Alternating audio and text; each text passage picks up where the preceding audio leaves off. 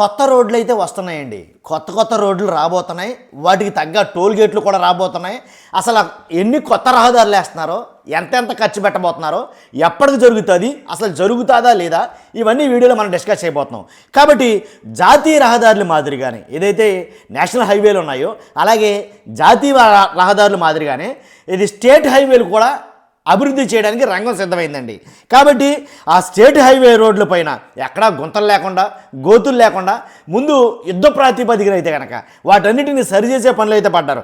కాబట్టి ఎలా అంటే ఇప్పుడు రాష్ట్రంలో తక్కువ అనుకుంటే 10,200 కిలోమీటర్ల మేర రహదారులను ఈ విధానంలో అభివృద్ధి చేయాలని భావిస్తుంది. ఏ విధానం అంటే కనుక పిపిపి. చంద్రబాబు నాయుడు గారు పాలనలోకి వచ్చిన తర్వాత ఎక్కువగా వినిపించే పదం ఇది ఏంటి, పబ్లిక్ ప్రైవేట్ పార్టిసిపేషన్. ఏదైతే పిపిపి ఉందో ఈ పబ్లిక్ ప్రైవేట్ పార్టిసిపేషన్ విధానంతో ఏంటి ఈ రహదారులన్నీ అభివృద్ధి చేయాలి అని భావిస్తుంది. నిజంగా నన్ను అడిగితే కనుక జగన్మోహన్ రెడ్డి గారికి ఎందుకు గుర్తుకు రాలేదు నాకు అర్థం కాల. ఈ పబ్లిక్ ప్రైవేట్ పార్టిసిపేషన్ అంటే రోడ్డు ఉంటుంది, ఇక్కడి నుంచి 1 కిలోమీటర్ల రోడ్డు వేయాలంటారు. ప్రైవేట్ వ్యక్తుల్ని టెండర్లు పిలుస్తారు, పిలిచి ఇక్కడి నుంచి ఇక్కడికి రోడ్డు వేయాలి, మేము కొంత ఇస్తాం, మీరు కొంత వేసుకుని ఏంటి దానికి కావాల్సినటువంటి రోడ్డు అయితే వేయాలి అని అడుగుతారు. వాళ్ళు ఓకే అంటే కనుక అప్పుడు ఆ రోడ్డు వేసేయడం జరుగుతుంది. రోడ్డు వేసిన తర్వాత ఆ రోడ్డుకి వాళ్ళని హక్కుదారులు చేస్తారు. అంటే టోల్ గేట్ పెట్టుకోవచ్చు. వాళ్ళు టోల్ గేట్ పెట్టుకుని 20 సంవత్సరాలు 30 సంవత్సరాలు అని అంటుంది ప్రభుత్వం. కాబట్టి 30 సంవత్సరాల పాటు ఆ రోడ్డు మీద వచ్చే ఆదాయాన్ని ఏదైతే కార్లు, బస్సులు ఏవైతే వస్తాయో వాటిని ఆపి వాటి నుంచి వచ్చిన ఆదాయాన్ని వీళ్ళు సొమ్ము చేసుకోవచ్చు అనమాట. అదే విధానం, ఇదే పిపిపి. కాబట్టి పబ్లిక్ ప్రైవేట్ పార్టిసిపేషన్ విధానంతో చాలా రోడ్లు అయితే కనుక వేయాలని ఆలోచిస్తున్నారు. వచ్చే 3 నెలల్లో ఈ ప్రక్రియ కొలిక్కి వస్తుందని ఆర్ఎన్బి వర్గాలు చెబుతున్నాయి. ప్రైవేటు భాగస్వామ్యంలో రహదారుల నిర్మాణం పూర్తయితే వాటి నిర్వహణకు టోల్ గేట్లు ఏర్పాటు చేసి వాహనదారుల నుంచి ఫీజులు వసూలు చేసే అవకాశం ఉంది. అంతేకాదు రాష్ట్రంలో ఆర్ఎన్బి నియంత్రణలో 45,378 కిలోమీటర్ల రహదారులు ఉన్నాయి. ఇందులో గ్రామీణ, మండల, జిల్లా కేంద్రాలతో అనుసంధానమైన జిల్లా ప్రధాన రహదారులు ఎండిఆర్ అంటారు 32,725 కిలోమీటర్లు. డివిజన్ కేంద్రాలు, జిల్లాలను అనుసంధించే స్టేట్ హైవేలు 12,653 కిలోమీటర్లు. రాష్ట్ర ప్రధాన రహదారుల్లో 10,200 కిలోమీటర్ల రోడ్లను పిపిపి విధానంలో అభివృద్ధి చేయనున్నారని, దీనికి అయ్యే వ్యయంలో 20% వైబిలిటీ గ్యాప్ ఫండ్ ఏదైతే విజిఎఫ్ కింద కేంద్రం, అలాగే మరో 20% రాష్ట్ర సర్కారు ఇస్తాయి. రహదారుల విస్తరణకు అవసరమైన భూసేకరణకు అయ్యే ఖర్చును కూడా రాష్ట్రమే భరిస్తుంది. మిగిలిన మొత్తం కాంట్రాక్ట్ సంస్థ భరాయించాలి. అంతేకాదు రహదారి నిర్మాణం తర్వాత 20 నుంచి లేదా 30 ఏళ్ల పాటు కాంట్రాక్ట్ సంస్థ అప్పగిస్తారు. ఆ సంస్థ టోల్ ప్లాజాలను ఏర్పాటు చేసి వాహనదారుల నుంచి ఫీజులు అనేవి వసూలు చేస్తుంది. కాబట్టి ఇక్కడ కొంచెం ఊరటనిచ్చే ఏంటంటే టోల్ ఎంత ఉండాలి, ఎంతకాలం అనేది రహదారి నిర్మాణానికి అయ్యే ఖర్చు బట్టి కాంట్రాక్ట్ అగ్రిమెంట్ అనేది నిర్ణయిస్తారు. ఇది జరగబోయే ప్రాసెస్. కాబట్టి నిజంగా జగన్మోహన్ రెడ్డి హయాంలో రోడ్లు అసలు అభివృద్ధి చేశారా లేదంటే కనుక ఎక్కువగా వినిపిస్తున్నమాట. అంటే ఒక అనుకూల మీడియా, ఎలా అంటే కూటమికి అనుకూల మీడియా ఎక్కువగా చెప్తుంది ఏంటంటే రోడ్లని అతిగతి లేకుండా జగన్మోహన్ రెడ్డి గారి హయాంలో వదిలేశారు. అలా వదిలేసా లేకపోతే రోడ్లు వేసారా ఏంటో లెక్క చెప్తాను మీకు. ఆఖరిని లెక్క చెప్పబోతున్నాను. ఇప్పుడు ముఖ్యంగా తొలి దశలో కొన్ని రోడ్లు అయితే కనుక ప్యాకేజీల కింద విభాగించి ఆ రోడ్లు అయిపోతున్నాయి. ఎవరెవరికి ఏ ఏరియాల్లో ఉన్నారో వాళ్ళకి ఎక్కడి నుంచి వస్తున్నాయి, ఏ రోడ్లు వస్తున్నాయో చెప్తారు. ఇప్పుడు ఒకసారి ఏంటంటే చిలకలపాలెం టు రామభద్రపురం, రాయగడ ఒకటి, విజయనగరం, పాలకొండ ఈ 2 రహదారులు పొడవు 203 కిలోమీటర్ల మేర నిర్మాణం కోసం 508 కోట్ల వ్యయం కానుందని అంచనా వేస్తున్నారు. ప్యాకేజీ 2లో భాగంగా కళింగపట్నం నుంచి శ్రీకాకుళం, పార్వతీపురం, అలాగే రెండవది భీమునిపట్నం, నర్సీపట్నం ఈ రహదారులు పొడవు వచ్చేసరికి 192 కిలోమీటర్లు కాగా నిర్మాణ వ్యయం దీనికి వచ్చేసేమో 420 కోట్లుగా అంచనా వేశారు. ఇక ప్యాకేజీ 3 వస్తే కాకినాడ, జొన్నాడ, కాకినాడ, రాజమండ్రి ఇదొకటి, ఏలూరు, మేడ్చెట్టువరపాలెం ఈ 3 రోడ్లు పొడవు 185 కిలోమీటర్ల నిర్మాణ వ్యయం 463 కోట్లు అవుతుందని ఒక అంచనా వేశారు.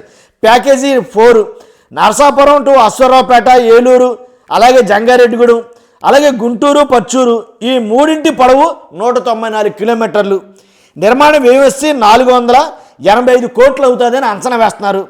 ప్యాకేజీ 5లో వచ్చేసి గుంటూరు నుంచి బాపట్ల, మంగళగిరి నుంచి తెనాలి, అలాగే నారకోడూరు, బెస్తావారిపేట నుంచి ఒంగోలు ఈ 3 రోడ్లు పొడవు 205 కిలోమీటర్లు, నిర్మాణ వ్యయం 513 కోట్లు అంచనా అవుతుందని వ్యయం. కాబట్టి ప్యాకేజీ 6, ప్యాకేజీ 6 వచ్చి రాజంపేట నుంచి గూడూరు, అలాగే ప్యాపిలి, బనగాలపల్లి 150 కిలోమీటర్ల పొడవైన ఈ రహదారులు నిర్మాణం వ్యయం ఎంత అవుతుందంటే 375 కోట్లు అంచనా అవుతుందని. అలాగే ప్యాకేజీ 7 వచ్చి దామాజీపల్లి, తాడిపత్రి, జమ్మలమడుగు, కొలిమిగొండ్ల, సోముందేపల్లి, హిందూపురం, తూముకుంట ఇలా 175 కిలోమీటర్ల పొడవైన ఈ 3 రహదారుల విస్తరణ అభివృద్ధికి 445 కోట్లు వ్యయమైతే అవుతుందండి. కాబట్టి ప్యాకేజీ 1బిలో భాగంగా 26 జిల్లాల పరిధిలో 3931 కిలోమీటర్ రహదారులను అభివృద్ధి చేస్తారు. ఇది ప్యాకేజీలో 1లో భాగంగా. కాబట్టి ఇందుకు 698 కోట్లు వ్యయం అవుతుందని ఒక అంచనా వేశారు. ఈ రకంగా ప్యాకేజీల కింద విభజించి ఏదైతే స్టేట్ హైవేలు ఏవైతే ఉన్నాయో వాటిని వేయడానికి ఒక అంచనాలు. అలాగే ఇప్పుడు రానున్న 3 నెలల్లో వీటి నిమిత్తం టెండర్లు పిలవబోతున్నారు. ఎవరైతే కాంట్రాక్టర్లు వస్తారో వాళ్ళకి అప్పచెప్తారు ఈ రోడ్లు. ఏ రకంగా పీపీపీ, పబ్లిక్ ప్రైవేట్ పార్టిసిపేషన్ ఏదైతే ఉందో ఆ రకంగా రోడ్లు వేయడానికి అనుమతులు ఇస్తారు. రోడ్లు వేసిన తర్వాత టోల్ గేట్లు పెట్టుకోవడానికి అనుమతులు ఇస్తారు. టోల్ గేట్లు పెట్టుకున్న తర్వాత వాళ్ళు ఆ డబ్బును ఎలా రాబట్టుకోవాలో వాళ్ళకి తెలుసు అనుకో. తర్వాత ఇది సరికొత్తగా రాబోయే రహదారుల తాలూకా వివరణ. కాబట్టి ఈ రోడ్లు అంతేకాదు ఏదైతే గుంతలు పడున్నాయో ఆంధ్రప్రదేశ్ రాష్ట్రంలో యాక్చువల్గా సంక్రాంతి నాటికి ఏదైతే మొన్న వెళ్ళిన సంక్రాంతి నాటికే జనవరిలో జరిగిన సంక్రాంతి నాటికే మొత్తం గుంతలు లేని రోడ్లు మొత్తం మనం చూస్తామని అన్నారు. కానీ అవలా, ఎందుకంటే ఇంకా చాలా చేయాల్సినవి ఉన్నాయని అన్నారు. ఇప్పుడు ఒక్కసారి అంటే జగన్మోహన్ రెడ్డి గారు అసలు రోడ్లకి ఏమైనా ఒక రూపాయైనా ఖర్చు పెట్టాడా లేదా, అసలు దీంట్లో వాస్తవం ఎంత, ఖర్చు పెట్టలేదు అని చెప్పే మాటలో నిజమెంత అని చూస్తే చంద్రబాబు నాయుడు గారి హయాంలో అంటే 2014-19లో కూడా ముఖ్యమంత్రిగా చంద్రబాబు నాయుడు గారు చేశారు. 2014 నుంచి 19 వరకు కదా. మరి అప్పట్లో రోడ్ల కోసం ఆయన ఖర్చు పెట్టిన మరమ్మతుల నిర్మాణం కోసం ఆయన ఖర్చు చేసిన మొత్తం ఎంత అంటే కేవలం 24,000 కోట్లు మాత్రమే. అర్థమైంది కదండి. 2014-19 ఏదైతే చంద్రబాబు నాయుడు గారు పరిపాలన జరిగిందో ఆ పరిపాలనలో రోడ్ల కోసం చంద్రబాబు నాయుడు గారు ఖర్చు పెట్టిన ఖర్చు ఎంత అంటే 24,000 కోట్లు మాత్రమే. కేవలం 24,000 కోట్లు మాత్రమే. అదే వైఎస్ జగన్మోహన్ రెడ్డి గారు గడిచిన 5 ఏళ్లలో అంటే 2019 నుంచి మొన్నటి వరకు జరిగిన ఆయన పరిపాలనలో ఏదైతే గడిచిన 5 ఏళ్లలో రోడ్లు మరమ్మతుల నిర్మాణం కోసం చేసిన ఖర్చు ఏకంగా 43,000 కోట్లకు పై మాటే.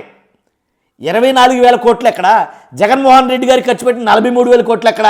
కానీ ఒక ప్రచారం అయితే జరుగుతుంది, జగన్మోహన్ రెడ్డి గారు రోడ్లు పట్టించుకోలేదు. తర్వాత ఇప్పుడు చెప్పండి, యాక్చువల్గా చంద్రబాబు నాయుడు గారు ఎక్కువ ఖర్చు పెట్టారా, జగన్మోహన్ రెడ్డి గారు ఎక్కువ ఖర్చు పెట్టారా గత ప్రభుత్వాలతో పోలిస్తే? అదండి. అంతేకాదు వీటి ప్రకారంగా కొంచెం చార్ట్ అయితే కనుక ఉందన్నమాట. అలాగే చాలా మట్టుకి చిత్తూరు జిల్లాలో వరదరాజు నుంచి కుమారరాజుపేట వరకు 6 లేన్ల రహదారులకి శంకుస్థాపన చేశారు. చిత్తూరు జిల్లాలోని కుమారరాజుపేట నుంచి వీరకావేరి రాజీపురం వరకు 6 లేన్ల రహదారికి ఒక దానికి శంకుస్థాపన. అలాగే పశ్చిమ గోదావరి జిల్లాలో రేచర్ల నుంచి గర్వాయిగూడెం ఇలా చెప్పుకుంటూ పోతే ఇంచుమించుగా అవి చాలా ఉన్నాయి. అంటే శంకుస్థాపన చేసి ప్రారంభించిన జగన్మోహన్ రెడ్డి గారి హయాంలో ఏదైతే 6 లైన్స్ ఉన్నాయో అలాగే అంటే స్టేట్ హైవేలు కానీ ఇలాంటి వాటిని అవి ఖర్చు పెట్టారు. కానీ అంతకు ముందు ఏమీ ఖర్చు పెట్టకపోవడం వల్ల కాబట్టి అంటే చంద్రబాబు నాయుడు గారి హయాంలో ఏదైతే జస్ట్ 24,000 కోట్లే ఖర్చు పెట్టారో అందువల్ల పరిపూర్ణంగా రోడ్లు పూర్తవలేదు. కాబట్టి జగన్మోహన్ రెడ్డి గారు వచ్చిన హయాంలో 43,000 కోట్లు ఖర్చు పెట్టినా సరే ఇంకా ఫుల్ ఫ్లెడ్జ్డ్గా వర్క్ జరగలేదు. కాబట్టి ఇంకా చాలా రోడ్లు అలా ఉండిపోయినాయి. తర్వాత సంక్షేమ పథకాలు కూడా అమలు చేయాలి కాబట్టి అటు అభివృద్ధి ఇటు సంక్షేమ పథకాలు కూడా అమలు చేయాలి కాబట్టి ఒకంత రోడ్లు విస్మరించారు అనే మాట అయితే కనుక ఉంది. కాబట్టి అందువల్లే రోడ్ల విషయంలో సరిగా చేయలేదనే ఒక అపవాదం అయితే కనుక జగన్మోహన్ రెడ్డి గారు మూట కట్టుకున్నారని చెప్పాలా. కాబట్టి ఇప్పుడున్న ఈ గవర్నమెంట్లో ప్రకారంగా చూస్తే కనుక ఇంకా వేయాల్సిన రోడ్లు గొట్టలు. కాబట్టి ఆల్రెడీ వర్షాలు వరదలు ఎక్కువ వస్తే కనుక ఆ ఎఫెక్ట్ ఆ ప్రభుత్వం మీద పడుతుంది. ఎందుకని రోడ్లు మొత్తం కొట్టుకుపోతాయి. కాబట్టి ఎలాంటివి ఏమి లేకుండా ఉంటే కనుక వేసిన రోడ్లు వేసినట్టు 5 సంవత్సరాల పాటు ఉండిపోతాయి. కాబట్టి ఇవన్నీ బేరీ చేసుకుని ఎవరో కరెక్ట్గా రోడ్ల విషయంలో ఫుల్ ఫ్లెడ్జ్గా వర్క్ చేశారు లేదన్నది. ఇప్పుడు రోడ్లు వేస్తున్న చంద్రబాబు నాయుడు గారు ఏదైతే 2019కి ముందు ఎందుకని ఇన్ని రోడ్లు వేయలేదని చెప్పి వైఎస్ఆర్సీపీ ప్రతినిధులు అలా కార్యకర్తల అభిమానులు అలాగే నాయకులు కూడా ప్రశ్నిస్తున్నారు ఇప్పుడు. ఎందుకంటే ఎక్కువగా రోడ్లు మేమే వేస్తున్నాం, ఈ రోడ్లు మేము వేస్తున్నాం అని చెప్పి ఏదైతే ఫోకస్ చేస్తున్నారో ఆ విషయం గురించి మాట. కాబట్టి ఇదండి కొత్తగా వచ్చే రహదారులు ఇవి. కానీ జగన్మోహన్ రెడ్డి గారు ఈ పీపీపీ విధానంలో అయితే కనుక రోడ్లు వేయాల. ఎందుకంటే ప్రజల నుంచి డబ్బులు పిండేస్తారు. కాబట్టి ఈ ఏదైతే టోల్ గేట్లు పెడతామో నయ్యం, చాలామంది ఒక రకమైన ప్రచారం జరిగింది. ఏంటి విలేజుల్లో, టౌన్లో, సిటీల్లో కూడా టోల్ గేట్లు పెడతారేమని ఒక రకమైన ప్రచారం జరిగింది. అది వాస్తవం కాదనుకోండి. కానీ ఏదేమైనప్పుడు ఏదైతే స్టేట్ హైవేలు ఉన్నాయో, స్టేట్ హైవేలో ఎక్కడ రోడ్డు వేసినా ఖచ్చితంగా టోల్ ప్లాజా వస్తుంది. అది మనం చెప్పడం కాదు, చంద్రబాబు నాయుడు గారే చెప్పారు. పబ్లిక్ ప్రైవేట్ పార్టిసిపేషన్తో రోడ్డు వేస్తే కనుక, అర్థమైంది కదండి, పీపీపీతో రోడ్డు అంటూ వెయిట్ వస్తే కనుక ఖచ్చితంగా టోల్ గేట్ వస్తుంది. దాంట్లో ఎలాంటి డౌట్ లేదు. టోల్ గేట్ వచ్చిందిరా అంటే కనుక 30 సంవత్సరాల పాటు వాళ్ళకి రావాల్సిన ఆ డబ్బుని అంతా గుంజుతారంటే ఎలాంటి సందేహం లేదు. ఇక ఎందుకంటే వాళ్ళు పెట్టుబడి పెడతారు కాబట్టి వచ్చిన పెట్టుబడి పెట్టింది మాత్రమే తీసుకుంటారా, పెట్టుబడికి లాభాలు కావాలి. కాబట్టి అందు గురించి 20 సంవత్సరాలు ఇస్తుందా గవర్నమెంట్, లేదా 30 సంవత్సరాలు ఇస్తుందా వాళ్ళకి పరిమితి ఇంకా తెలియదు. కాబట్టి ప్రభుత్వం చెప్తుంది అంటే 20 నుంచి 30 సంవత్సరాల వరకు వాళ్ళకి ఇస్తుంది టోల్ గేట్కి అనుమతులు అనేది. చూద్దాం ఎన్ని టోల్ గేట్లు రాబోతున్నాయో. ఆల్రెడీ నేను చెప్పా, ఎన్ని టోల్ గేట్లకి ఎంత వసూలు చేయబోతున్నారో తెలుస్తుంది ఆటోమేటిక్గా. చూస్తున్నాం మీరు అందరూ కూడా. ఈ రోడ్ల గురించి, ఈ రోడ్ల పంచాయతీ గురించి మీ అభిప్రాయంలో ఖచ్చితంగా కామెంట్ రూపంలో తెలియజేయండి. కొత్త వాళ్ళైతే కనుక మన ఛానల్ని పక్కగా సబ్స్క్రైబ్ చేసుకోండి. పార్టీలకు అతీతంగా మన వీడియోలు ఉంటాయి, దాంట్లో ఎలాంటి డౌట్ లేదు. తర్వాత ఇంకో మాట ఏంటంటే ఖచ్చితంగా లైక్ చేయండి. ఫస్ట్ చూస్తారు కానీ లైక్ చేయట్లా. లైక్ చేస్తే నాకు మోటివేషన్గా ఉంటుంది. అంతేకాదు, లైక్ చేస్తే ఎక్కువ మందికి ఇన్ఫర్మేషన్ షేర్ అవుతుంది, వాళ్ళకు ఉండే అభిప్రాయం కూడా మనకు తెలియజేయడానికి ఉంటుంది. అంతే కదండి, లైక్ చేయడం మీ బాధ్యత. Thank you very much.